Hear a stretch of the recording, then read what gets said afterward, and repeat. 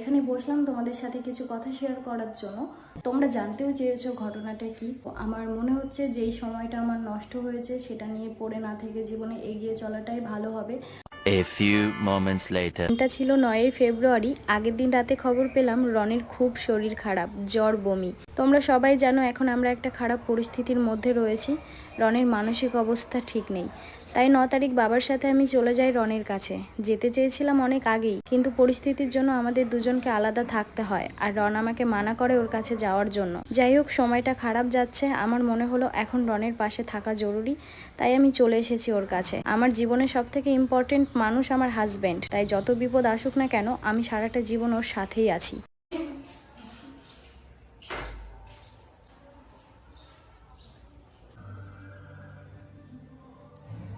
এগুলো সবাইকে কাজে বাজের মধ্যে ইনভলভ থাকতে হয়।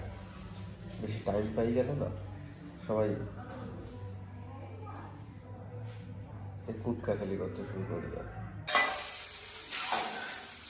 তেলটা যেন কপালে এসে ছিটকে লেগেছে। এবার ইয়েটা করি, হ্যাঁ, আলুটা ভেজে নিই, আলু চাটে দিই।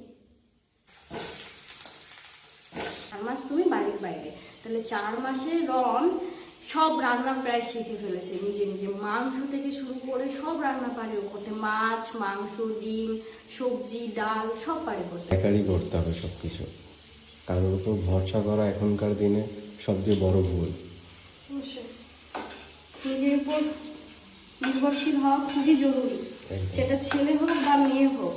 আজকে যেমন আমার একটা জিনিস খুবই খারাপ লাগছে, আমি যথেষ্ট বড় হয়েছি, আমি এখনো রান্নাটা করতে পারি না। কার কখন কোন বিপদে ছিল বলতে পারে? আমার অবশ্যই আমার সঠিক সময়ে আমার রান্নাটা শেখা দরকার ছিল।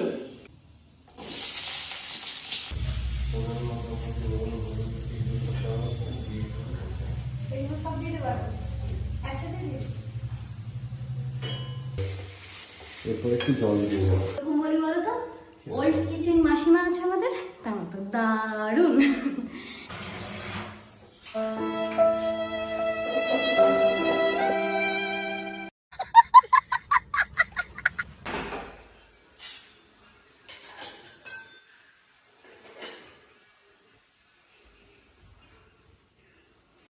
করে নিয়েছি, কথা ইকো হচ্ছে ঘরের মধ্যে। তো আমার স্নান করা হয়ে গেছে, আর এখন ভাত খাবো। আর তরকারিটা তো রনই শিখিয়ে দিল, তোমরা তো দেখলে, কিন্তু ওই রিভিউ দেবে যে কেমন হয়েছে খেতে। আসো ভাতটা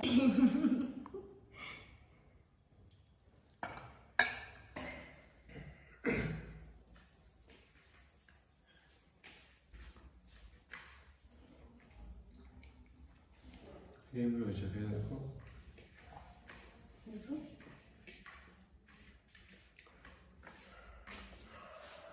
এতগুলো মশলা জোগাড় করেছি, হাসি পাচ্ছে।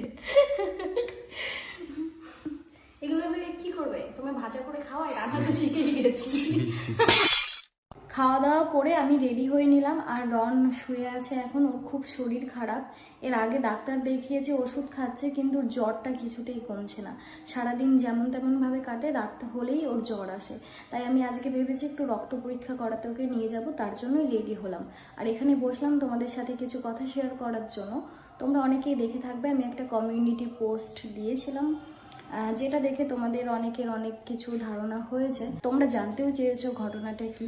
আমার মনে হচ্ছে যেই সময়টা আমার নষ্ট হয়েছে সেটা নিয়ে পড়ে না থেকে জীবনে এগিয়ে চলাটাই ভালো হবে। আর সাথে এখন রনের সিচুয়েশন খারাপ, আমি চাইছি রনও একটা সুস্থ জীবনে ফিরে আসুক, আমরা দুজনে ভালো থাকি। তাই আমি এই মুহূর্তে তোমাদেরকে কিছু জানাতে চাইছি না। যদি পরিস্থিতি অন্যরকম হয় তাহলে আমি জানাতে অবশ্যই বাধ্য হব। তোমাদেরকে অসংখ্য ধন্যবাদ রনকে এতটা সাপোর্ট করার জন্য, তোমরা বিষয়টা বোঝার জন্য তোমাদেরকে অসংখ্য ধন্যবাদ। আমরা একটা সুন্দর লাইফস্টাইল জীবন তোমাদের সাথে শেয়ার করেছি, তোমরা অনেকের অনেক ধারণা আমাদের মতো সুখী মানুষ হতেই পারে না, কিন্তু দেখো আমরা সবাই মানুষ, সবার জীবনে ঘটনা একই, প্রায় একই। তো আমরা তোমাদের সাথে এতদিন ভালো সময়টা শেয়ার করেছি, তাই তোমরা আমাদেরকে সেইভাবেই চিনেছো।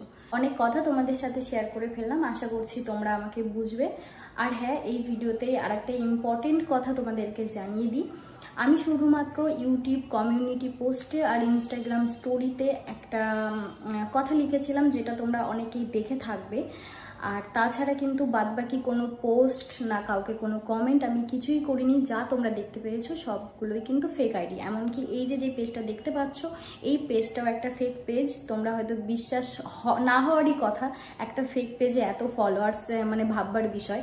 যাই হোক, এই পেজটাকে আমি কোনোভাবেই বন্ধ করতে পারছি না। আরও আরও আরও প্রোফাইল পেজ প্রচুর আছে ফেসবুকে, মানে অসংখ্য, যেখানে আমার থেকে তাদের ফলোয়ার্স বেশি। তোমরা হয়তো আবারও বিশ্বাস নাই করতে পারো। এই যেই পেজটা দেখতে পাচ্ছ এটাই আমার এখন মানে নতুন করা। এই পেজটাতেই আমি ভিডিও আপলোড করি। আর বাদ বাকি আগে যেই পেজগুলো ছিল সব হ্যাক হয়ে গেছে, নষ্ট হয়ে গেছে। আর ফেক পেজই এখন পুরো আমাকে ছাড়িয়ে গেছে ফেক পেজগুলো। যাই হোক, তোমাদেরও অনেকের ভুল হতে পারে, কারণ আমার আসল পেজ প্রোফাইল এগুলো চেনা মুশকিল এখন, যেহেতু আমার পেজের থেকে ফেক পেজের ফলোয়ার্স বেড়ে গেছে। তো তোমাদেরকে আমি জানিয়ে দিলাম আমার এই একটা মাত্র পেজ, এখানেই যা পোস্ট করব তোমরা দেখতে পাবে। বাদ বাকি যেগুলো তোমরা দেখতে পাচ্ছ ওগুলো সব কিছু ফেক আইডি। তো ভিডিওটা আমি এখানেই শেষ করছি। একটা নর্মাল জীবনে ফিরতে চাইছি, রনকে হ্যাপি রাখতে চাইছি, তাই আজকের এই ভিডিওটা আমি তোমাদের সাথে শেয়ার করলাম। আশা করছি তোমরা আমাদেরকে বুঝবে। তো সকলে ভালো থেকো, সুস্থ থেকো, আর দেখা হচ্ছে নেক্সট ভিডিওতে।